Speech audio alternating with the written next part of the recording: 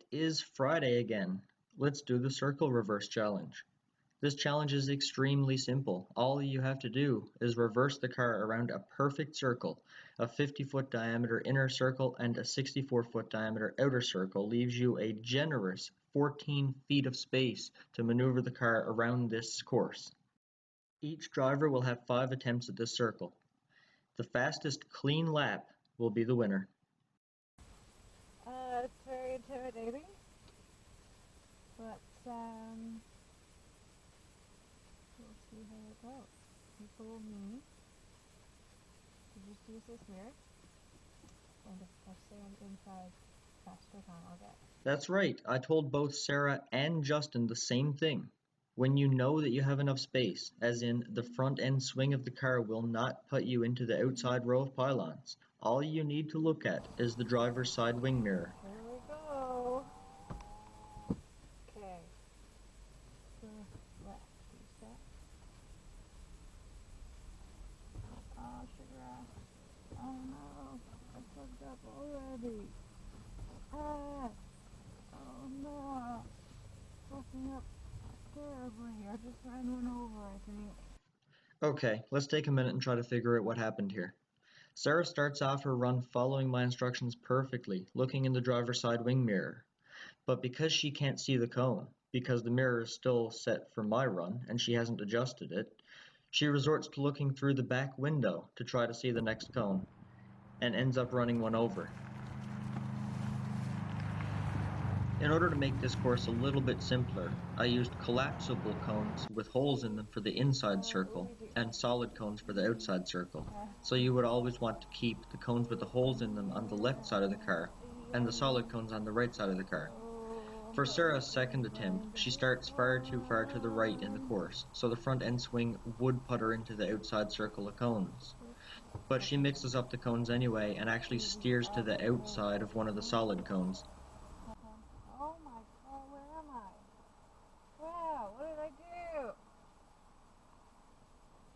I'm outside of the course.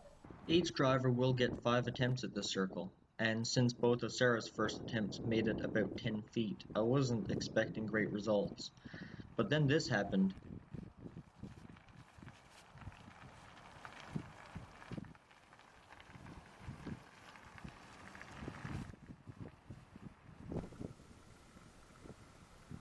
If you'll notice, she's not using the side mirror at all, but she does make it all the way around the course in about 24.5 seconds. I did it! I think she's about as surprised as I was. Now, with one good lap under her belt and a little bit of a confidence boost, can she beat that time? Well, her fourth attempt goes exactly back to what the first 2 attempts were. She makes it about 10 feet, and then hits a cone. And for Sarah's 5th and final attempt at the circle reverse challenge, she gets so far out of position by turning right while going around a circle angled to the left that she can't correct it. And then at the very end, she forgets which way to turn. Ah! Fucked up again. So I did it on the third time, so at least I got one. Didn't shag up completely. And out of 5 attempts, Sarah does 1 complete lap, but it is a good one, 24.5 seconds, not bad at all. Let's see how Justin can do. At least he starts off on the right mindset.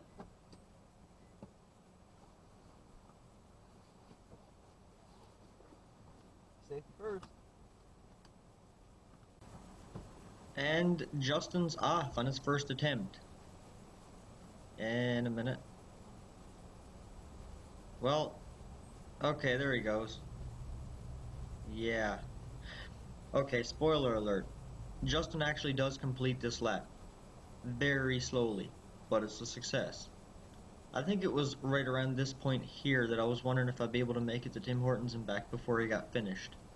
But I think he would have noticed me leaving. I stuck around. He's about halfway around. Here he goes. He's gonna make it. He can do it.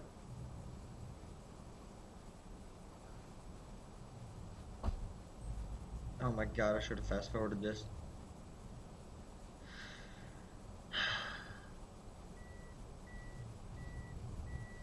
Almost. Okay, if you're wondering what that beeping is, that's actually just because the keys aren't in the car. I feel like it's my duty to Justin to let people know that he was wearing a seatbelt for this challenge. Also, the headlight flickering is because of the LED headlights.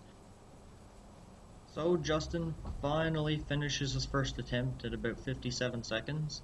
So there's no point waiting, I'm pretty sure he knows that's not going to win. So he takes off on his second attempt. We'll skip ahead to the end of this lap because almost finished is when he goes off course this time. And then his third attempt, he's hitting cones. Right here, I believe he hits another one too. Back here a little bit more. He got himself off course right here. He's heading towards the outside circle. He hits this one and drags it for a little bit.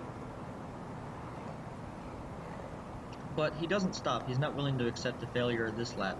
So he keeps going, and on his fourth attempt, he ends up completely off course, mostly because of the cone that he's dragged out to the middle of the circle. If you know Justin like I do, you'll know that when all hope is lost, when it looks like he can't possibly fail any worse than he's already failed, is normally when he pulls through. So this is his fifth and final attempt.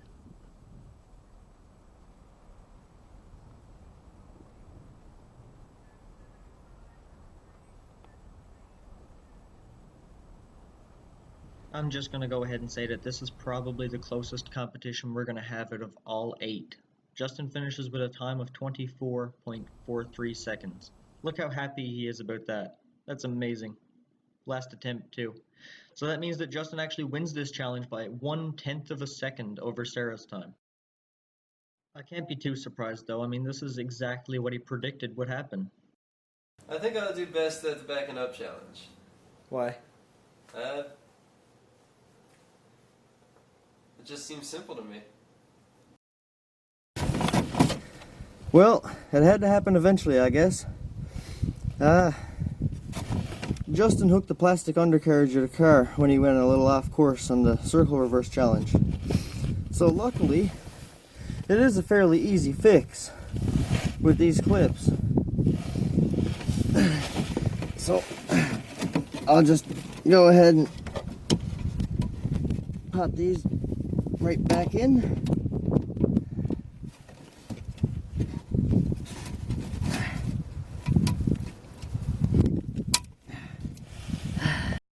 I'll have that fixed in no time, especially at 5 times speed. Well, next week we test if the drivers know where their wheels are, one of the most important aspects of driving, in my opinion anyway. Who's going to come out on top? Well, seems pretty sturdy now. I guess we'll wait and see what happens next.